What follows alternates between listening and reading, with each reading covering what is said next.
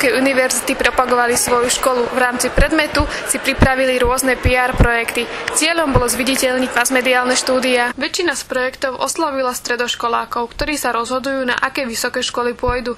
Veronika Cholevová spolu so svojím tímom vytvorili propagačné letáky. Letáčiky sme rozdávali vo vlakoch, kde cestuje veľa mladých ľudí.